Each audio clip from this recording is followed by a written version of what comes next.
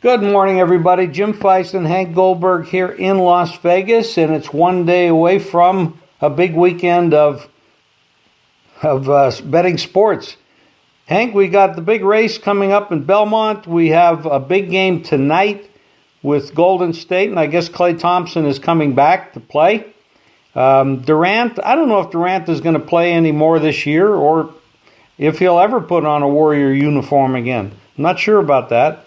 They're saying now that Looney is going to possibly suit up tonight, which is kind of surprising since they said originally that he wasn't going to play anymore this year.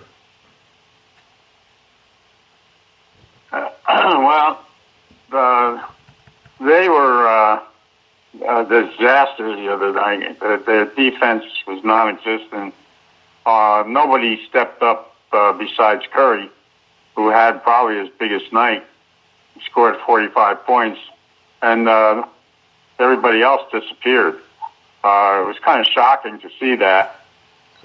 I understand that they had the injuries and whatnot, but Green had a horrible game, and defensively they didn't defend anybody. Everybody for Toronto, they had 5 guys who scored over 17 points in the game, and they just wanted it more. I know they've got the injuries, but Kerr had to be very disappointed with the lack of effort on defense, which was there the game before, and they're in trouble. Yeah, they sure are. If they don't salvage tonight, they're done. I mean, going back to Toronto, and Toronto's pretty healthy. They haven't had the injury clusters that the Warriors have had, and it's really amazing. But Hank, you got a big race this weekend, and I know you've really handicapped the races, and you're always on top of horse racing, and you know just about everybody.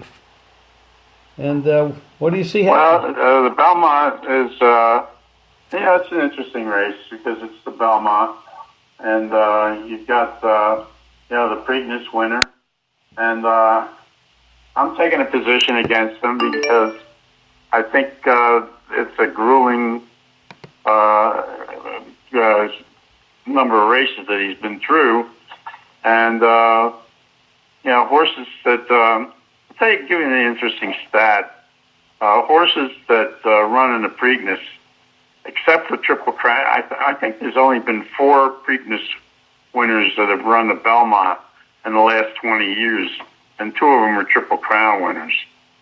And because it's tiring, the Preakness is a grueling race, and this horse is coming off.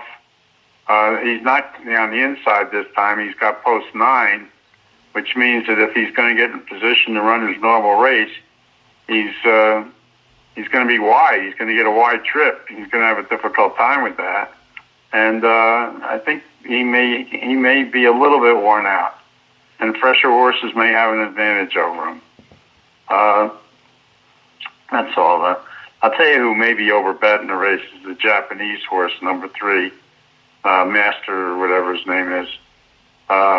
He had a terrible workout the other day, lost the lead. He's had 2 real bad workouts in a row, and some think that he might not be in the best of condition. He's got a little bit of a leg problem, but they're running him, and they made him 8-1 in the morning line. So there's some opportunities to make money if you bet superfectas, and I think Tacitus is still the horse to beat. I've maintained that throughout the 3-year-old season. I haven't changed my mind.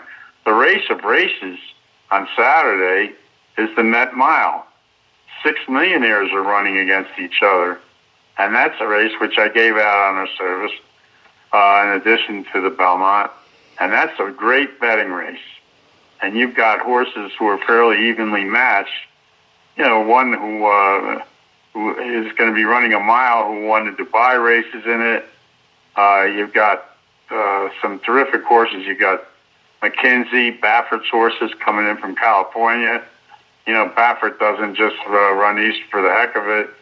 You've got a horse called Matoli, who has never run a mile, but he's been basically unbeatable, going 6 and 7 furlongs, got a ton of speed. I mean, this is a great race. It may be the best race of the summer, and that's the Met Mile. It'll be the 9th race at Belmont tomorrow. That's awesome. Well, everybody out there, go to JimFeist.com to get Hank's horses. And we're going to take a little bit of a break for the summer. I'm going to do some traveling, and after Hank hopefully will join us for the races that go on during the summer, and we can do horse racing. And of course, maybe we can come back for football as well. But it's slow in the summer. Baseball, when that takes over, it's kind of a slow summer, so it gives us a time to take a little bit of a break and do some other things with family and traveling and stuff like that. So that's what I'm going to do. And Hank has got choices. He's very popular in this business. There's no bigger name than Hank Goldberg, the Hammer, and you can follow Hank on many different venues out there, and nobody does it better. Now, 2 years ago in the NFL, Hank was on fire in the NFL, and he was leading the big contests out here in Las Vegas. Did real well. I think he won the Review Journal contest that year, and so he really knows his NFL. And he's pretty famous for the NFL and the horses, and say not pretty famous, but very famous. He also does extremely well in college basketball. He follows it very closely. He's very good at everything. And if Hank's putting his money on it, you got a good chance to win. So I suggest that if you want to get Hank throughout the summer for anything, if he's available out there, and he'll always have a spot on JimFeist.com. And Hank, anything else you want to add for the basketball or baseball? Well, for the summer schedule, the next